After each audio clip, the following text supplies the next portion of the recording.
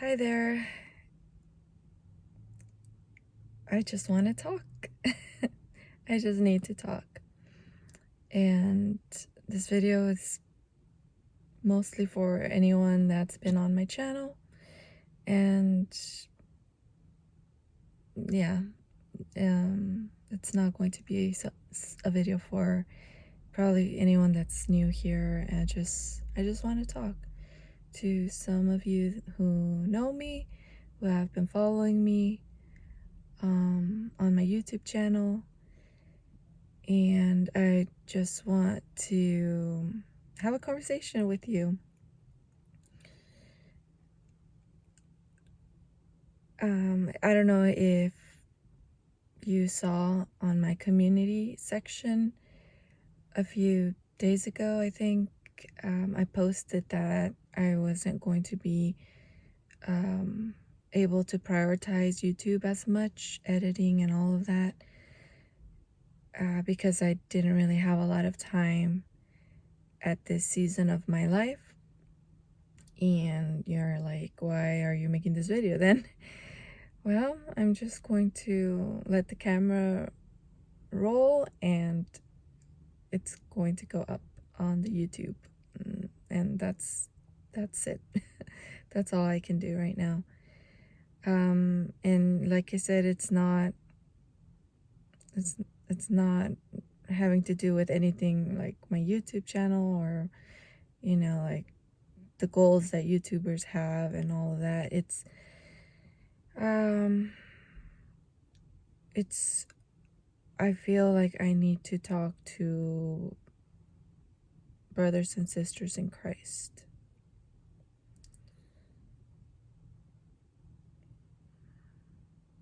It's important.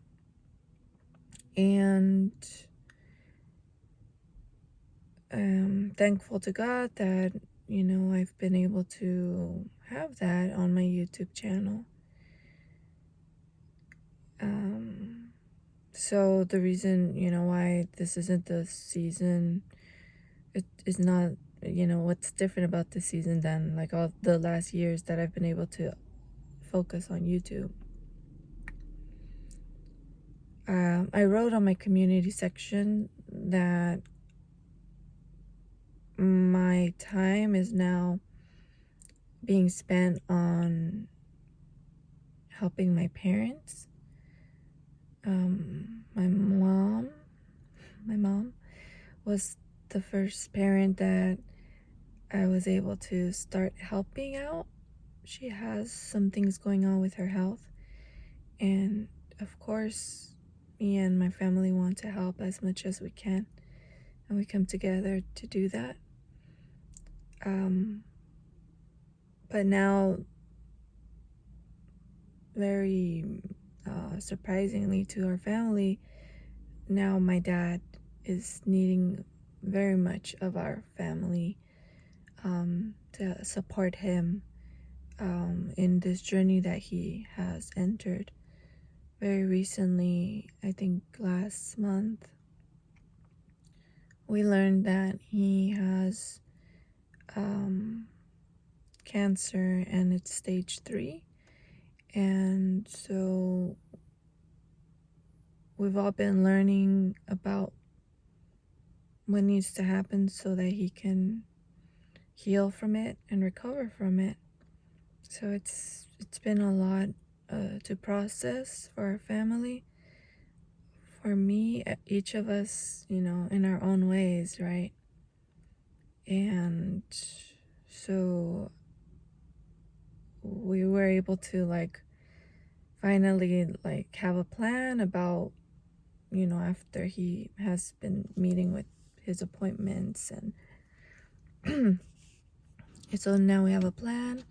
Now it's on my calendar, and so for that I'm grateful. I feel like there's a plan. And before we heard about these news, I volunteered to coach my daughter's soccer team, and that's a lot of commitment too, but I'm committed, to doing that. And so, like I said, everything is on my calendar now. I know what days and times and so forth, because I'm not going to just leave the commitment that I made. I have these girls, these parents counting on me. I said I was committing, and I will. So it's good. I feel that I think God allowed me to volunteer because it's good for me. It really gets my mind on something else, and I'm learning that it's really cool to volunteer. These ladies are younger than 9 years old, and it's an opportunity for me to encourage them, to help them develop, in the sport, but their confidence and all that. I'm gonna sit you down. I'm gonna sit you down here just for a minute while I drink a little bit of water, because if you are a regular watcher, you know this is my voice in the mornings.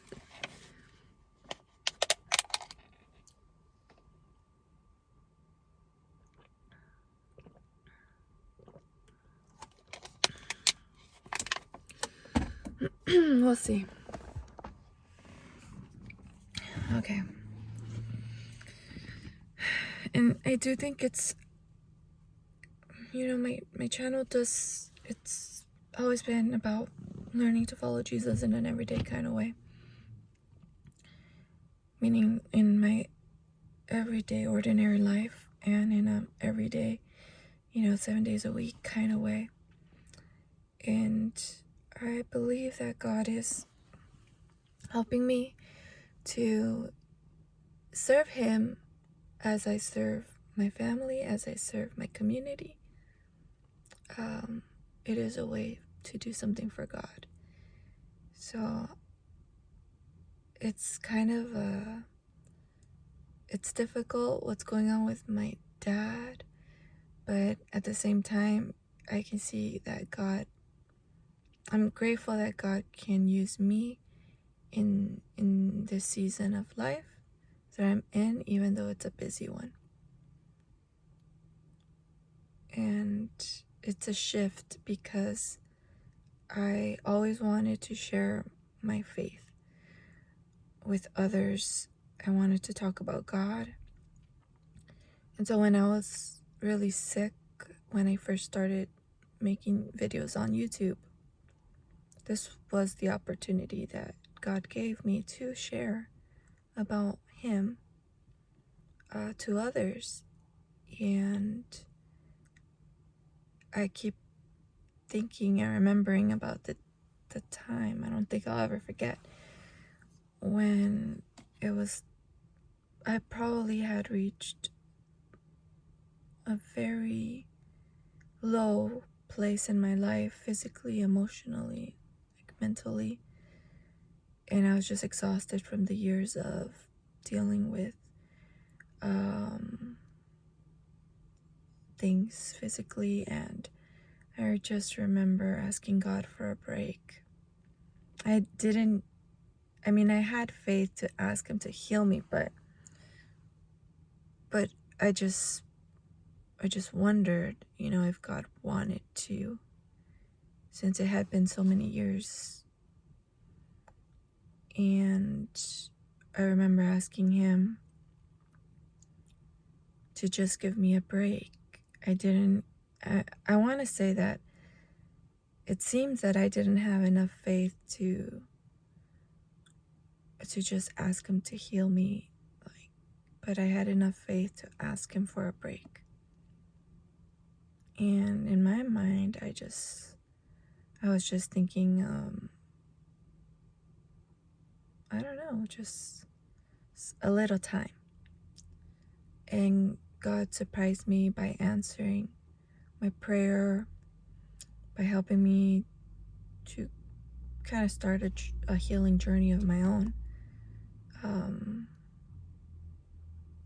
Things just started falling into place that helped me to get healthy. And yeah, it's been more than a break in my opinion. It's more than what I was hoping for. And I've been able to, I say this for God's glory, which he deserves. I've been so much better that it's weird. It's weird for me. I kind of just take a pause sometimes and I think to God about, like, I feel weird. This is so weird to be able to do all the things that I wasn't able to do when I wasn't healthy. And I think he reminds me that it's weird because it's different, but this will become normal. This will become my normal, being healthy again. And I see God's hand answering my prayer. What was it, about a year ago? If not more. Because he knows that I was going to need to be healthy for this season of life where, my parents supported me when I was ill. They were with me like every weekday. They would come over. I had little kids. They would help me. And now I'm glad that God designed family in such a way that we help each other out when we are at our weakest. And now I'm healthy. I can drive over there. My kids are older. So I'm that's what's going on in my mind. And something else, I think it was last Sunday, I'm always surprised at what a difference it makes, like watching church from home or even maybe skipping a Sunday, to actually walking into church and you could sing some songs, something about being home that it kind of distracts your soul, and it takes more effort sometimes to be able to focus on God in a way that, like, when you go to church, it's almost an automatic thing where your soul is like, it's so obvious that you were so thirsty for God. And this last Sunday, I was just thinking about how there was something that I used to do when I was younger, when life was hard. I remember just thinking, now is my opportunity where I can, show God, show the enemy how I'm going to praise God even in this difficult moment. And I would sing to God and worship him. And I would feel like I'm showing God, and I'm showing the enemy that I'm committed to God and that my circumstances aren't going to change that. And I was reminded of that on Sunday because, this thing with my dad, it weighs on my heart in a way that it's so different from when I was experiencing illness. It's hard to see your parents get older and deal with things. So I just remembered that, and I raised my arms and I just decided I'm going to worship God despite what is going on with my dad. I'm going to believe that he's going to heal my dad. And even if that wasn't his will, then I still believe he is God, and that the reason why this is happening is because of man rebelling against God and ushering in sin. God isn't to blame for cancer, sickness, but he is with us through this life of consequences that we live in. Consequences of that initial sin and erect our world. It introduced so many bad things into this world, but God, he redeems it, and he can do amazing things through those difficult experiences, like growing our character, bringing us closer to God. Sometimes we're a little numb to God, and then when times are hard, we when little kids are sick and they come and they hug you and they just want to be close to you because they're comforted. The same thing happens with God, and God is right there. He's so ready. He's always there, but we can especially run to him and come to him, in those difficult situations. So I wanted to share that with you. I hope that whatever I'm expressing here, maybe it will encourage you, because I know I'm not the only one that's going through these kind of things. And maybe in the future you'll go through these things. And maybe you have gone through these things and you have some wisdom to share with me. I would love to hear it in the comment section. And I'm not saying that as a YouTuber, I'm saying that as a person here. I do like to hear from you, and it does mean a lot to me. Another reason why I've been, even before this, I was kind of starting to be put off a little bit by being a quote-unquote like content influencer, or what would you call it? Content creator? Social media influencer?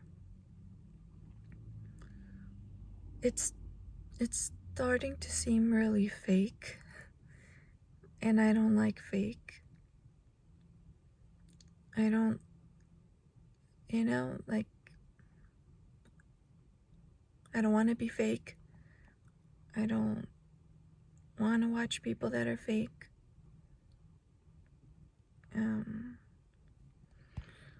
And there are some really like off-putting characters too. I've been disappointed by some, and so it's kind of like, do I want to be that? Do I want to be that stereotype? And there's this one story that I learned about yesterday of this mom YouTuber. She was what you would consider very successful. Her family, it's if you see the headlines, it's something like Utah mom, YouTuber, arrested because her children were discovered to be like abused. Like, I don't know if I can say that word on YouTube, because she wasn't feeding them, and apparently they had like duct tape. One of them escaped from the house and went to the neighbor's house asking for food and water. And guess what this mom used to do? Before, she had reached, I think, 1 million subscribers on YouTube when she would vlog about her family life with her husband.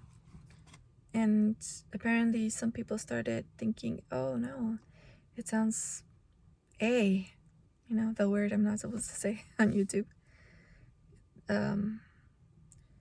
It sounds like something's wrong about their parenting, the consequences. And so eventually they ended up like not like shutting down their successful YouTube channel and started something else with another lady, I think. And this person was supposedly giving advice about, like, I don't know, successful living. And that's what I mean by it's so fake. Anybody can become a character on YouTube. And that's what you're encouraged to do. Like, as a YouTuber, you have to be like super energetic. You have to, like, just look really professional, and you have to do certain things on social media to engage your audience, grow your audience, and then you can start to make money off of sponsorships and all of that. And here you have this woman, supposedly very successful, right, in the public eye. Supposedly her life is all put together to the point that she could give advice. And in the privacy of her own home, she was neglecting her own family severely. And it's just, that's repulsive to me. And I'm sure there are a lot of people that would think, wow, like they really have it all together. And behind the scenes, they don't. And they aren't the people that they say they are.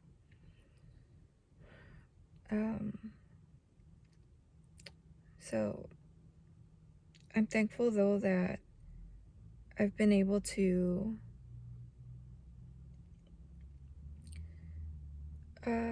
like talk and to be known by some people. So what I mean by that is that I probably would have never ever been able to meet certain like Bible teachers, but thanks to this platform, this YouTube channel, I was able to I have the opportunity to talk to some people, and they have that experience where they'll remember that I interviewed them, for example. And it's kind of like a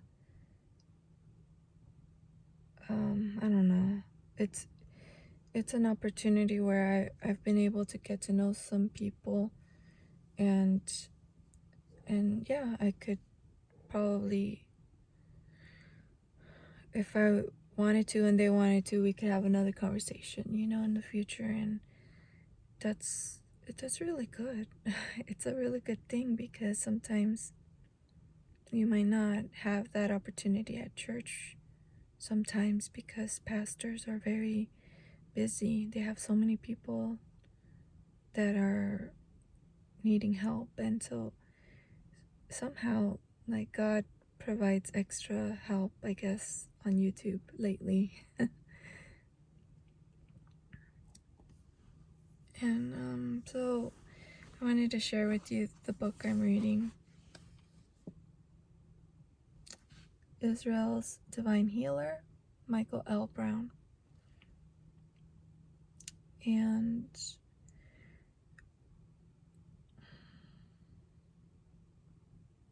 it's a relevant topic. I'm putting pause on the other topic that I was reading on, and I'm shifting my attention to healing, because that's what we're living.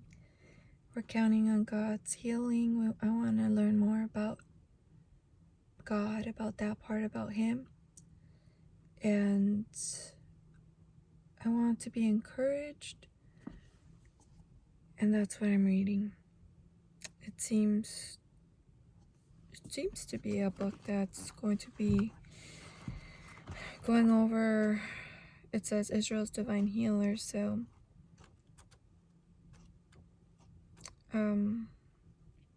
like for example, I'm reading a chapter called Israel's divine healer in the New Testament, Old Testament healing and New Testament healing, and one of the topics is continuity and discontinuity. So I know for sure that Dr. Michael Brown has been very vocal about saying that God still heals, God still does miracles, unlike a lot of people that say that God, other things that I was introduced to also on as a result of YouTube, and kind of had a little moment where I was a little confused about that. But I'm back where what is true about God and who He is, and it's a sober reality that God is in control over what's going on in this life, and He is all powerful, and He can definitely heal, as evident in my life. I have that experience. God can heal, and sometimes He chooses to heal us through a process using medicine, using doctors, but we can't just dive into like doctors without Him, because doctors can get things wrong. Doctors aren't enough, so we need God along the way, asking Him to give the doctors wisdom, help us through our healing process, our thinking, all of that. And ultimately, though, praying for God's will. We have faith, and God decides, because He is God, and we can't just tell Him what to do. But I definitely felt like I wanted to talk to you guys. My heart felt heavy this morning, and I have a plan. I'm hoping that I'll be joining my church's women's Bible study starting like September, like I don't know, like the 13th or something. So it's like in a couple of weeks. So I was like, I gotta talk to YouTube until then, I need someone to talk to, and I don't want to go talk to someone that doesn't really like know about God and believe in God, and like I might reach out to my church leaders, but I plan on having support in my Bible study group.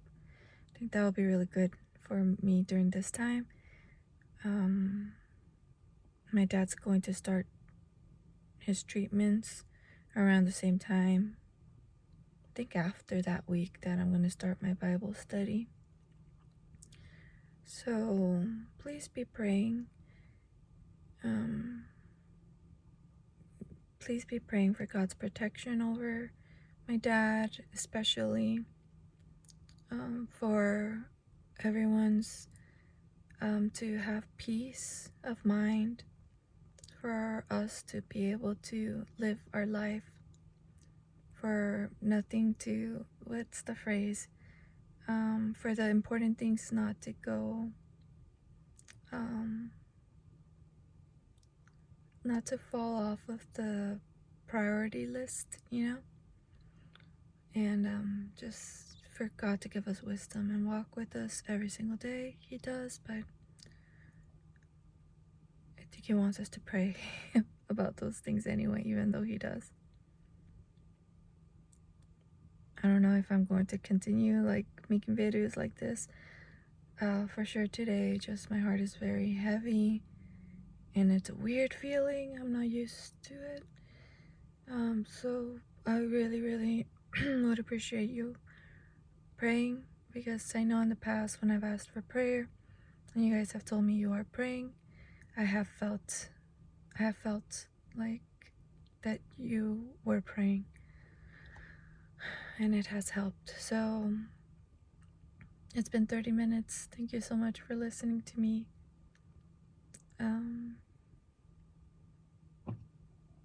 Yeah, God bless you. We'll keep in touch.